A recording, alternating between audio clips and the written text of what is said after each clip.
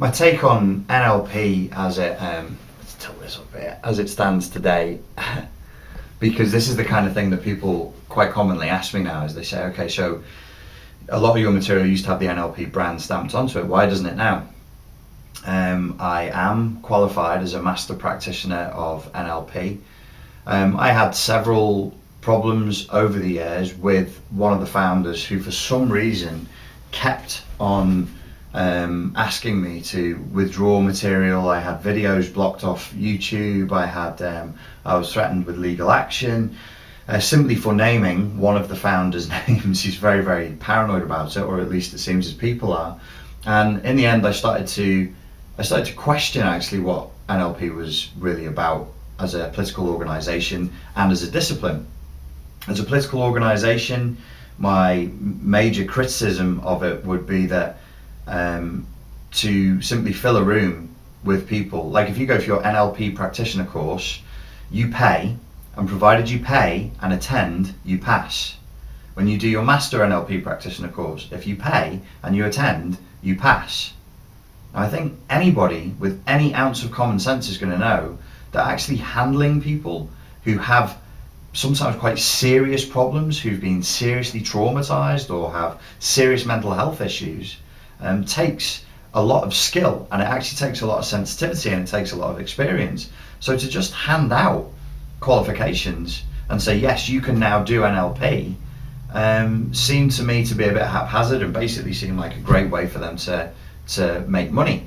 So without qualifying people, without actually testing them and qualifying them, saying, well, how much do you really understand about NLP? It seemed to me to be, at the very least, intellectually dishonest, and at worst, possibly quite irresponsible. Now that's NLP as a political organisation with a small p.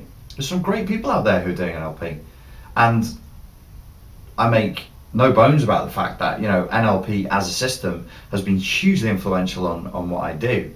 So let me just say something about it as a system. The stuff that is great about NLP is not unique to neurolinguistic programming. There is nothing that you can say that the two founders, who I'm not going to name just in case this video gets taken down as well, which is a hassle because YouTube does it without question.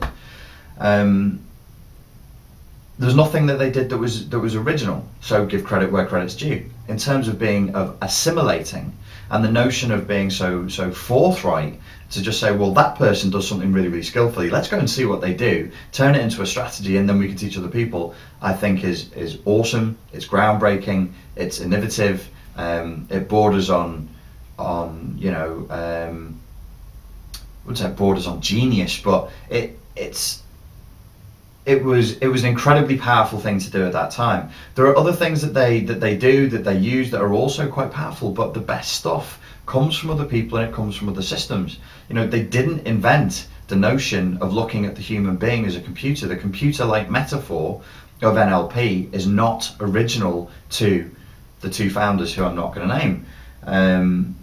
You know, but they through studying NLP, I ended up finding out about Robert Anton Wilson. Fantastic. I ended up finding about Timothy Leary and the concept of a reality tunnel. Fantastic.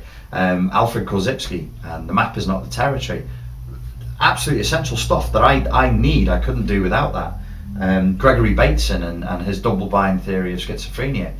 Awesome stuff. Really powerful. If it was understood and applied properly, I believe world-changingly powerful concepts.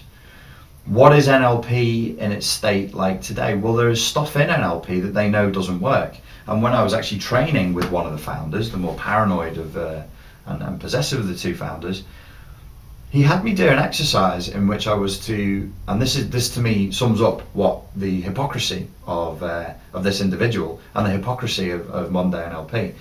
He had me do a process called eliciting strategies, and I sat with my partner at the time, who will also remain nameless because that's a separate controversy, the guy who I actually trained in NLP with, and I had him discuss a strategy for something that he did really well.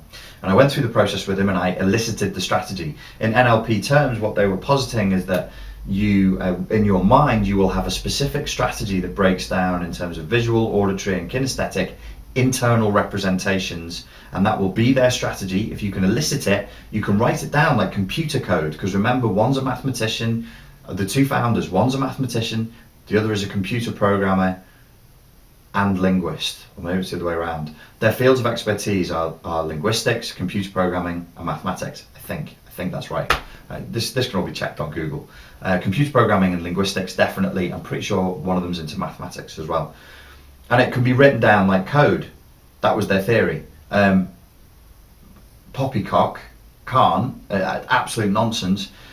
It can help. We can point in a direction to see what somebody's strategy is. So if somebody's really, really good at public speaking, say, the idea is their idea, and it's a beautiful and seductive idea, is that you can sit down, put the person into a state of relaxation, take them through their strategy for public speaking, elicit it, which means take their code. So if they're saying something to themselves, if they're seeing something, if they're feeling something, the idea is that if you do it in exactly the same syntax, that strategy, that code, that formula, you'll be able to do it too. So I can take it from you and give it to her, and she's going to be just as good of a public speaker. Poppycock, doesn't work like that. Absolute crapola.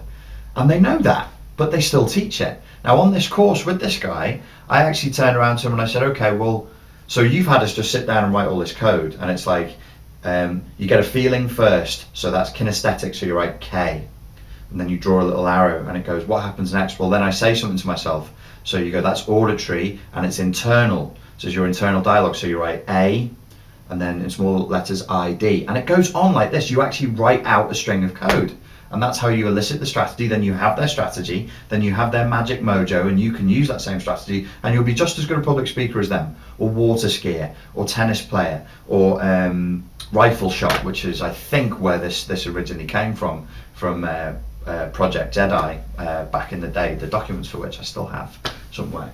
And it's nonsense. It doesn't work. Now, I actually said to the founder, okay, what's your strategy for public speaking?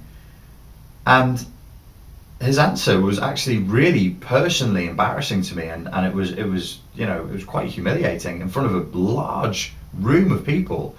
He laughed and said, I said, what, okay, so you're a good public speaker because you're training us, and you're interesting guys to listen to. What is your strategy for public speaking? And he said, just enjoy it. So I'm like, okay, hang on a second. You've just turned around and said to me with this arrogant air of contempt, just enjoy it.